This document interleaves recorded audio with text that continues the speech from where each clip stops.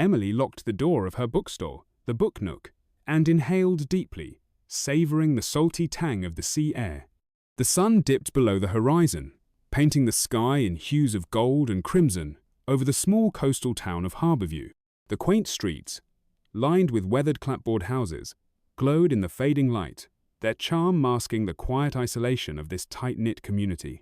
The wooden floors of her shop creaked beneath her feet as she turned the closed sign, the familiar sound a comfort after a long day. This was her sanctuary scent of aged paper and ink, the soft rustle of pages, the dim glow of a single lamp casting shadows over the shelves. As she walked home along the winding path, the rhythmic crash of waves against the cliffs filled the silence. Emily, a woman in her early 30s with a warm smile and tired eyes, thought of her husband, Jack. Lately, he'd been distant late nights at the office, vague excuses about deadlines. She missed their shared dinners, the laughter that once echoed through their cottage. But she understood. Running a small business herself, she knew the grind. Besides, next month's book, signing with best-selling author Clara Winters, promised a lifeline for her struggling store. The thought buoyed her spirits as she approached their home, a cozy cottage perched near the edge of town. The driveway was empty. Jack's car wasn't there. Strangey'd said he'd be home by 6. Shrugging it off, Emily stepped inside. The house was still, the air heavy with an unspoken absence. "Jack?" her voice echoed faintly. No response. She moved to the kitchen, the clatter of a knife against the cutting board, soothing her unease as she diced carrots for dinner. Her mind drifted to the book signing Clara Winters, a literary star, in her little shop. It could draw crowds, pay the bills, maybe even let her hire help. She smiled, imagining the buzz in Harborview. Dinner came and went, but Jack didn't. Restless, Emily decided to tidy up. She was smoothing the quilt on their bed when her fingers grazed something hard beneath the mattress. Frowning, she lifted it and found a small wooden box, its surface worn but unfamiliar. Her pulse quickened. She'd never seen this before. With trembling hands, she unlatched it. Inside, a cascade of secrets spilled out. Handwritten letters, Polaroids, and a sonogram image. The letters, penned in a looping script, were addressed to Jack, signed by Sarah, her best friend since childhood. The photos captured Jack and Sarah in stolen moments, his arm around her waist, her lips brushing his cheek. The sonogram, dated 3 weeks ago, bore a tiny, unmistakable shape. Emily's breath caught. The room spun. She sank to the floor, the box tipping, its contents scattering like shards of her shattered life. Tears stung her eyes as she unfolded a letter. "My dearest Jack, I can't wait for us to be together openly. The baby changes everything. We'll find a way." The front door creaked open downstairs. "Emily, I'm home," Jack's voice rang out, cheerful and oblivious. She froze, clutching the sonogram. Her heart pounded, a storm of rage and grief swirling inside her. She stood, legs unsteady, and descended the stairs. Jack was in the kitchen, pouring whiskey into a glass. He glanced up, his grin faltering. "Hey, babe, sorry I'm late." Emily thrust the sonogram toward him. "What's this, Jack?" His face drained of color. "Where did you find that?" "Under our bed, with your love letters from Sarah." He slumped against the counter. "Emily, I can explain." "Explain?" Her voice cracked. "Explain how you've been sleeping with my best friend, how she's pregnant with your child. It's not what you think." "Not what I think? What is it then? A mistake?" He stepped closer, hands outstretched. "Emily, please, I love you. This was a mistake." She recoiled. "Don't touch me. Sarah and it just happened. We were both struggling, and so you cheated to cope?" Her words dripped with venom. "No, it was wrong. I'm sorry." "Sorry doesn't undo this, Jack. How long?" He hesitated. "A few months." "A few months?" She laughed, a hollow, bitter sound. "And the baby?" "We haven't decided what to do." "How noble of you." She shook her head, tears spilling over. "I've been dreaming of our future while you've been building one with her." "We can still fix this," he pleaded. "We can work through it." "I can't even look at you," she whispered, turning away. She stumbled onto the porch, the cool night air sharp against her flushed skin. The ocean roared in the distance, a restless mirror to her turmoil. Headlights pierced the darkness. A car screeched into the driveway mark, Sarah's husband. He leapt out, his broad frame taut with fury, his face a mask of betrayal. As Harborview's mayor, his presence carried weight, and now it bore down on her. "Emily!" he bellowed, storming up the steps. "Did you know about this?" "Know about what?" she asked, though the answer hung between them. "Sarah and Jack. She's pregnant. It's not mine, I found out today." Her stomach lurched. "I just found out too, Mark, I swear." His eyes narrowed, glinting with suspicion. "You're her best friend. You expect me to believe you didn't suspect?" "I didn't. I'm as blindsided as you." He clenched his fists. "I don't buy it. You've always played the saint, but you're in this mess too. I'll make sure everyone knows I'll tank your bookstore. Let's see how you handle being the town pariah." "Mark, please," she said, voice breaking. "I'm a victim here too." "Save your tears," he snapped, turning back to his car. "You're finished." Tires squealed as he sped off, leaving her reeling. Emily sank onto the porch steps, burying her face in her hands. Her marriage lay in ruins, her oldest friendship a lie, and now her livelihood hung by a thread all in the span of an hour. The night pressed in, thick with salt and sorrow. From inside, Jack's voice drifted out. "Emily, we need to talk." But she couldn't face him, not yet. She needed space, a plan, anything to claw back control. As she sat there, the weight of it all settling in, a shadow loomed on the horizon. A storm was brewing, and this was only the beginning. The morning sun filtered through the curtains, casting soft rays across Emily's bedroom. She hadn't slept much, her mind replaying the overheard conversation between Jack and Sarah. "Our plan is ruined now. Just trust me, I have an idea." The words gnawed at her, a puzzle she couldn't yet piece together. What were they planning? And how deep did this betrayal run? She pushed the questions aside, for now she had a meeting to focus on. Today, she'd meet Clara Winters' agent, and she wasn't about to let her personal chaos derail this opportunity. Emily dressed carefully, choosing a navy blouse and her favorite grey slacks. She needed to feel put together, even if her life was anything but. As she brushed her hair, she caught her reflection in the mirror-dark circles under her eyes, a tightness in her jaw. "You're stronger than you think," Lisa's words echoed in her mind. She took a deep breath and headed downstairs. Jack was in the kitchen, pouring coffee. He looked up, his expression a mix of guilt and concern. You're up early. Where are you going?" "Out," she said curtly, grabbing her purse. She wasn't ready to confront him yet, not until she had more answers. "Emily, please," he started, stepping toward her. "We need to talk." "Not now, Jack."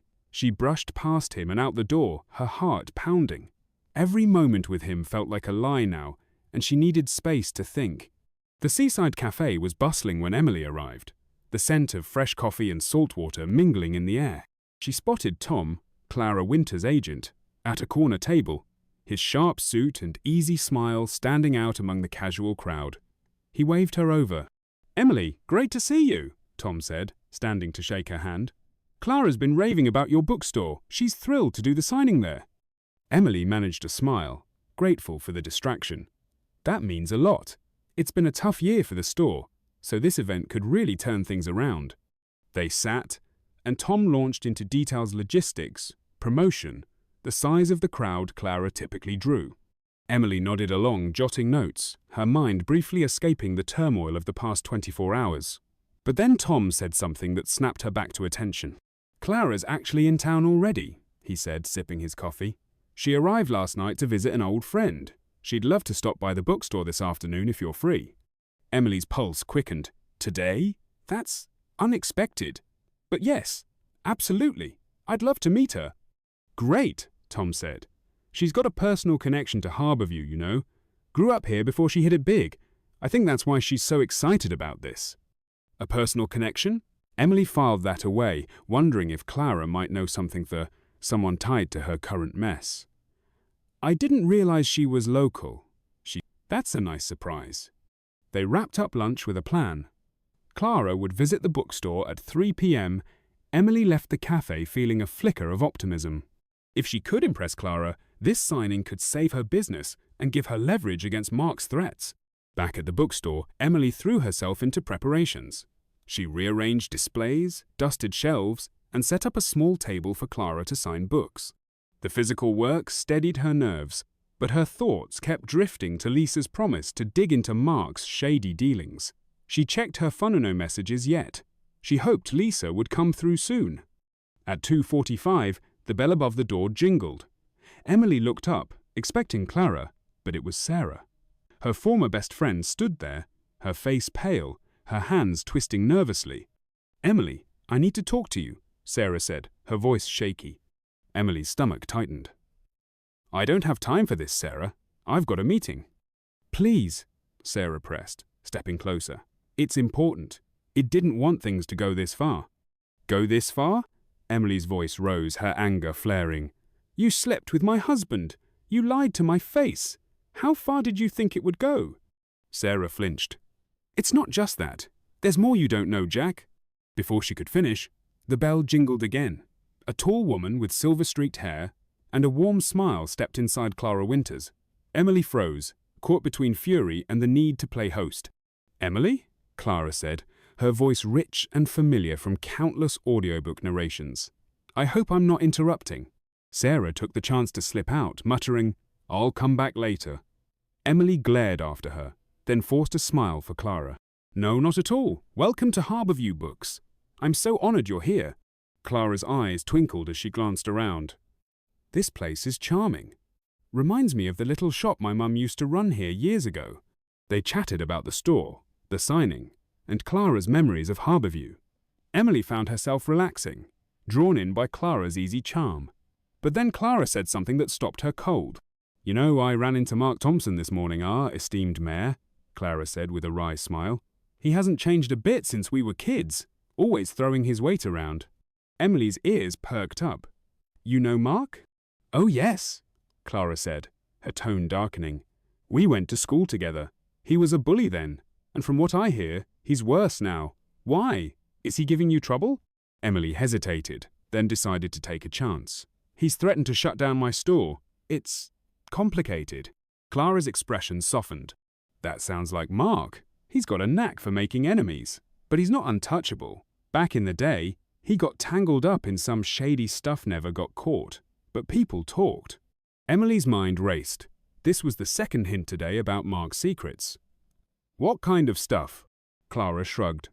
"Rumors mostly. Something about skimming funds from a school project. I don't have proof, but if he's pressuring you, maybe it's worth looking into." Before Emily could press further, her phone buzzed. A text from Lisa. "Found something on Mark. Meet me at the beach tonight, 8 p.m. Big." Emily's heart leapt. This could be it, the leverage she needed. She thanked Clara, who promised to return for the signing, and saw her out. As the door closed, Emily felt a surge of resolve. She wasn't just surviving anymore, she was fighting back. That evening, Emily arrived at the beach, the waves crashing under a darkening sky. Lisa was waiting, her expression grim. "What did you find?" Emily asked, cutting to the chase. Lisa held up a folder. "Proof. Mark's been funneling town funds into a private account. I got copies of bank records from a friend who works at the clerk's office. It's enough to take him down if you use it right." Emily took the folder, her hands trembling. "This is incredible. Thank you, Lisa." "There's more," Lisa said. "I overheard him talking to someone today. He knows you're on to him, and he's planning to move fast shut your store down by the end of the week." Emily's jaw tightened. "Then I need to act faster." As she walked home, folder in hand, she saw Jack's car in the driveway. Inside, he was pacing, his phone pressed to his ear. She ducked out of sight and listened. "Sarah, it's fine," he was saying. "Mark's handling Emily. We just need to stick to the plan." Emily's blood ran cold. Jack was working with Mark? The pieces were falling into place, and they spelled a conspiracy bigger than she'd imagined. She clutched the folder tighter. Tomorrow, she'd confront them all, but tonight, she'd plan her next move. The fight was just beginning. The town hall dissolved into pandemonium as people rushed to the windows, their voices a chaotic mix of fear and disbelief. Emily stood frozen, staring at the orange glow painting the night sky. Her bookstore, her family's legacy, was burning, and with it, everything she'd fought to protect. The folder of evidence slipped from her hands, papers scattering across the floor like fallen leaves. "Emily!" Clara's voice cut through the haze, sharp and urgent. She grabbed Emily's arm, pulling her toward the door. "We need to get out there now." Emily nodded numbly, her legs moving on instinct as she followed Clara into the chilly night air. The crowd spilled out behind them, their shouts blending with the distant wail of sirens. Lisa caught up, her face pale. What's happening? Was this Mark?" "I don't know," Emily said, her voice trembling, "but I'm going to find out." She broke into a run, her boots pounding the pavement as she raced toward the bookstore. The acrid smell of smoke hit her first, thick and suffocating, followed by the crackle of flames. When she rounded the corner, her heart stopped. The building was engulfed, fire licking up the walls she'd painted herself, shattering the windows she'd cleaned every spring. The sign her grandfather had carved Harborview Books teetered, then fell into the inferno with a sickening crash. "No!" Emily lunged forward, but strong arms caught her, holding her back. It was Jack, his face streaked with soot and desperation. "You can't go in there," he said, his grip tight. "It's too late." "Let go of me!" she screamed, wrenching free. "This is your fault, you and Mark." "It's not what you think," Jack interrupted, his voice raw. "I didn't want this, I swear." "Then what is it?" Emily demanded, tears stinging her eyes as the heat blasted her face. "You said there's a bigger player. Who, Jack? Who's doing this?" Before he could answer, a figure emerged from the shadows across the street. Sarah, her blonde hair glinting in the firelight. She didn't look panicked or surprised. She looked calculated. Emily's stomach twisted as Sarah locked eyes with her, a faint smirk tugging at her lips. "Sarah?" Jack's voice faltered. "What are you doing here?" Sarah didn't respond to him. Instead, she turned and slipped into an alley, disappearing as quickly as she'd appeared. Emily's mind raced. Was Sarah behind the fire? Or was she working for someone Jack feared? The blare of a fire truck jolted her back to reality. Firefighters swarmed the scene, shouting orders as hoses unleashed torrents of water. Clara and Lisa reached her side, their faces etched with worry. "We need to regroup," Clara said firmly. "This isn't random. Someone's sending a message." Emily nodded, wiping her eyes. "They think this will break me. They're wrong." Jack stepped closer, his expression tortured. "Emily, listen to me. The land deal, the fire, it's all connected. There's a company called Nextech pulling the strings. Mark's just a puppet." "Nextech?" Lisa frowned. "The tech conglomerate? Why would they care about Harborview?" "They want the coastline," Jack said, his voice low. "Not just for development, for something bigger.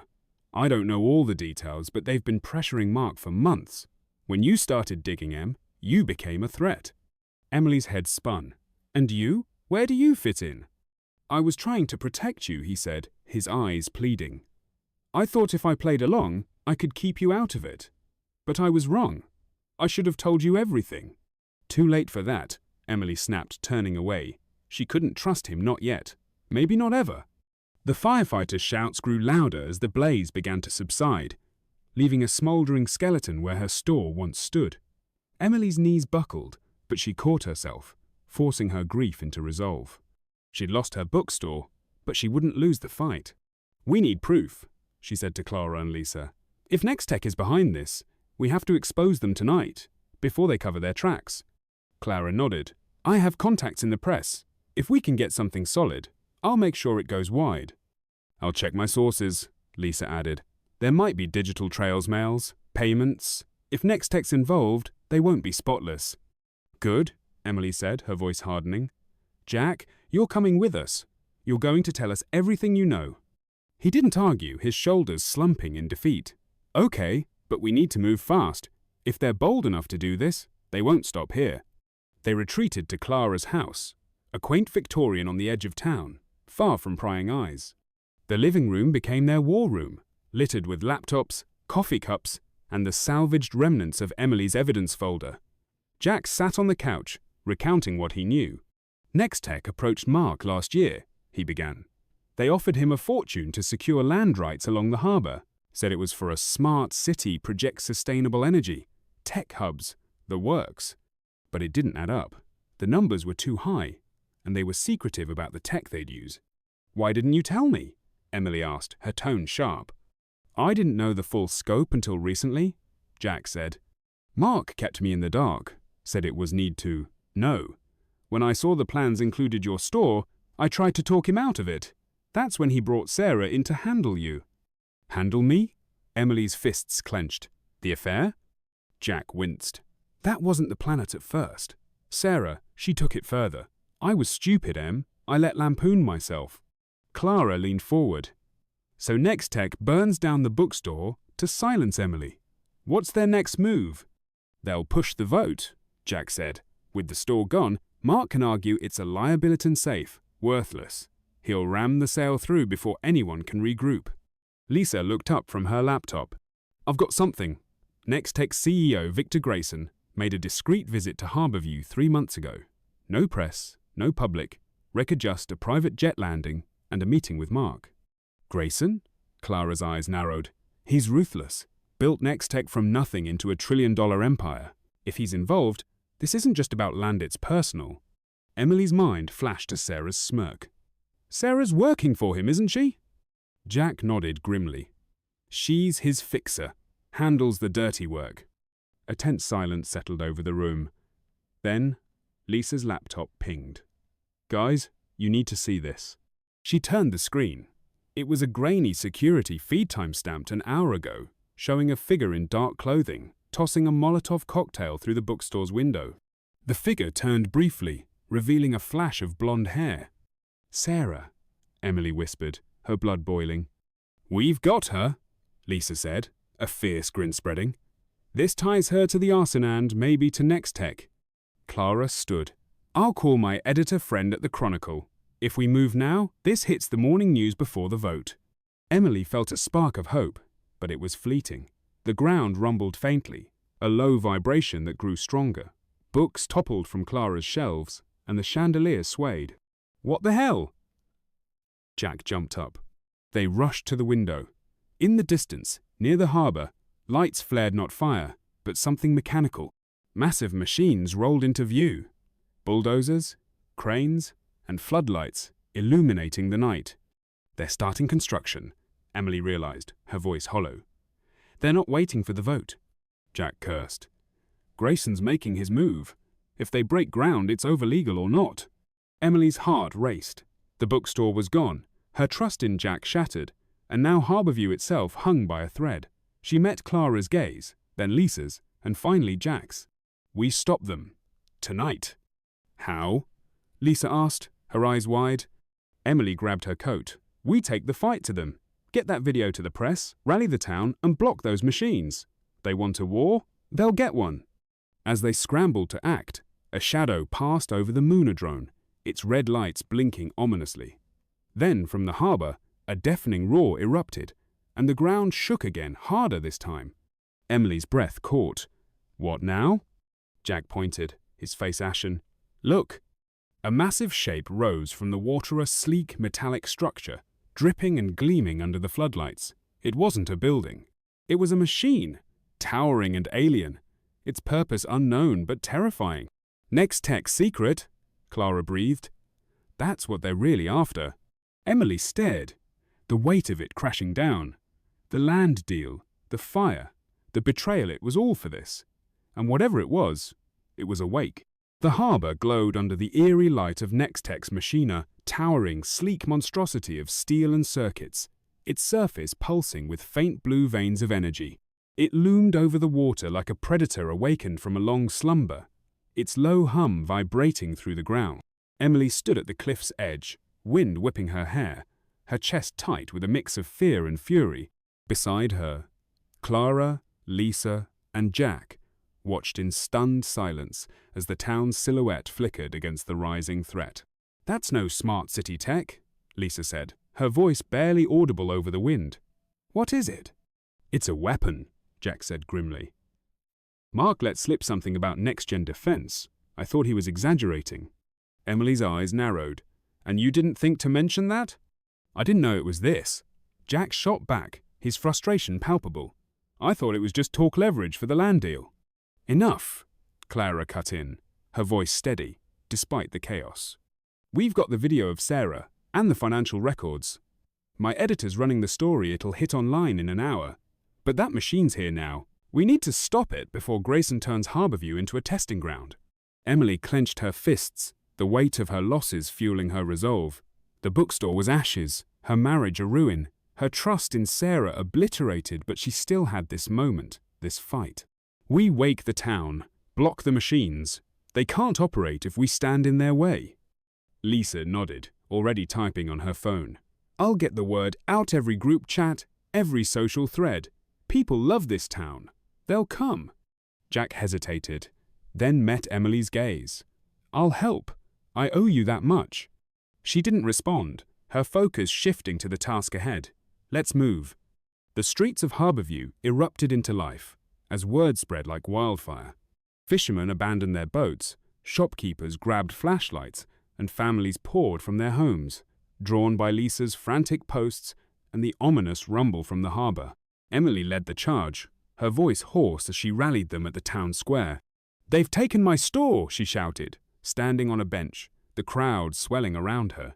They've lied to us, burned our history, and now they're bringing that. She pointed to the glowing machine to our doorstep.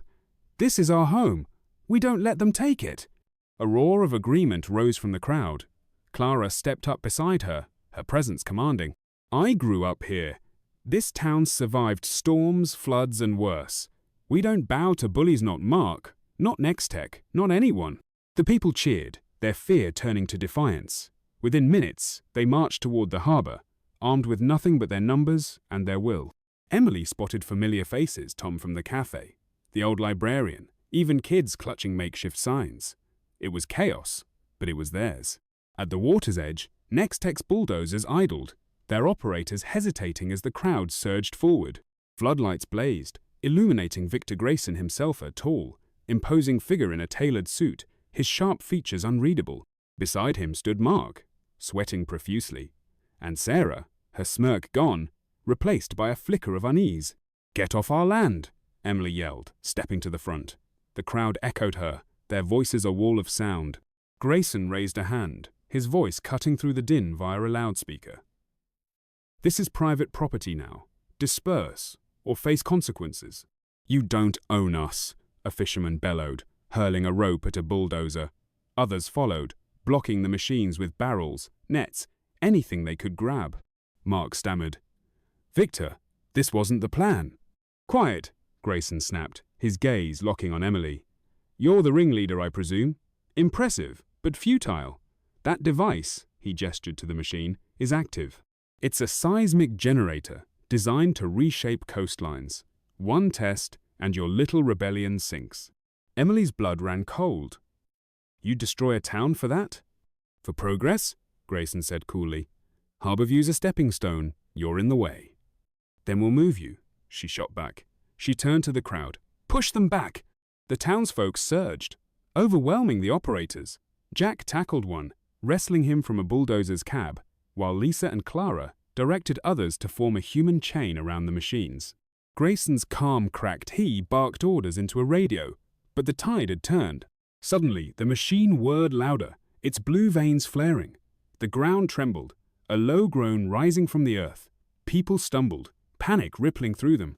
He's activating it, Jack shouted, racing to Emily's side. She spotted Sarah near a control panel, her hands on a console. Without thinking, Emily charged through the chaos, dodging falling debris as the quake intensified. She reached Sarah and grabbed her arm, yanking her back. Stop it, Emily yelled. You're killing us all. Sarah struggled, her eyes wild. You don't get it. This was our way out. Jack and me. Grayson promised. Promised what?